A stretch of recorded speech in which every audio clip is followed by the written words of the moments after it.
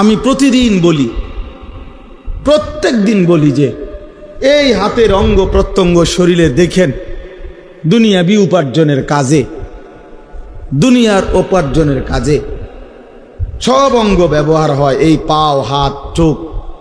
কিন্তু খেয়াল করে দেখেন দুনিয়ার কোনো আয় রোজগারের কাজে এই কপাল ব্যবহার হয় না। এই কপাল যেটা, এটা দিয়ে কিতা করে? পয়সা কামানোর কোনো কাম আছে এটা দিয়ে? উপার্জনের কোনো কাজে কপাল ব্যবহার হয়নি, ব্যবহার হয় না। হাত পাও ব্যবহার হয়, দিল দিমাগ বুদ্ধি বিবেচনা বের হয়, ব্যবহার হয়, কিন্তু কপাল দুনিয়াবি কোনো কাজে ব্যবহার হয় না। যুবক, খুদার কসম, তাহলে আল্লাহ কপাল কেন দিলেন? আল্লাহর কসম, রব্বে কাবার কসম, কপাল আল্লাহ শুধু বানাইছেনই সেজদার জন্য।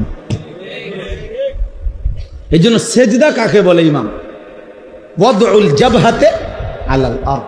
সেজদার আরবি সংজ্ঞা কি? সেজদার সংজ্ঞাই এটা, যে জমিনের মধ্যে কপাল রাখা। বুঝেন নাই কথাটা? তাহলে কপাল আল্লাহ বানাইছেন কি জন্য? বলো যুবক, বলো কেন বানাইছেন? তাহলে অতএব যেই কপাল সেজদা দেয় না, তোর সেই কপালের উপরে আমি থুতু মারলাম, থুতু মারলাম, থুতু মারলাম তোর কপালে, থু, তোর কপালে থু, থুতু মারি তোর কপালে। তোর এই কপালে লানত, লানত তোর কপালে, লানত তোর কপালে। কেন সেজদা দিবি না? নাফরমান, তুই মুসলমানের বাচ্চা না? তুই এক মার দুধ খাস নাই? কেন সেজদা দিবি না? নাফরমান, নামাজ পড়বি না কেন? সমস্যা কোথায়?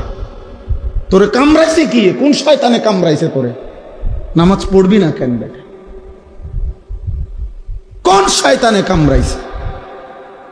সারা পৃথিবীর উলঙ্গ নারী নর্তকী দেখে কি কাম হয়েছে? কি তা শরীরের কোনো 2 পয়সার ফায়দা হয়েছে?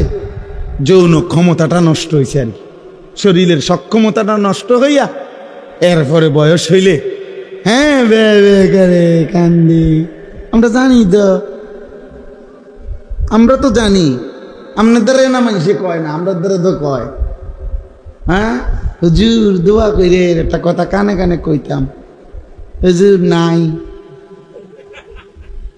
নাই, হুজুর হারবালো কামে ধরে না, কত হারবাল ওষুধ খাইলাম হুজুর, আর হারবালো আর ধরে না। আমি ইচ্ছা করে বলছি, আমার ছেলেদের ফেরানো দরকার, এই জন্য বললাম। আখেরাত তো বরবাদ হবেই হবে, দুনিয়াও বরবাদ হবে।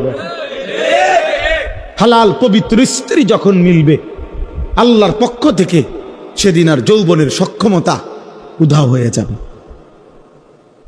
চরিত্রের এই অধপতনের কারণে। এই অব্যাহত নারী দেখে দেখে